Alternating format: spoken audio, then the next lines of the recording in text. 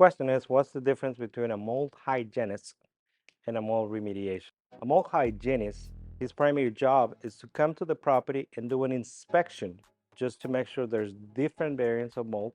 He will do an air sample of the exterior of the home and interior home and compare it. And a lot of times they do a surface sample. They can take it to a lab and then pretty much can report back to the homeowner on a report what type of mold and how bad is it. And a mold remediation is pretty much us.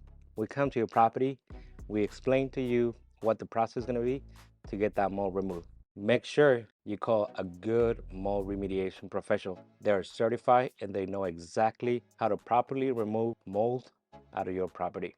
Also, it's highly recommended after a post remediation service that you call back a hygienist to come back to the property and do a final inspection just to make sure everything is safe for everybody. Thanks for watching.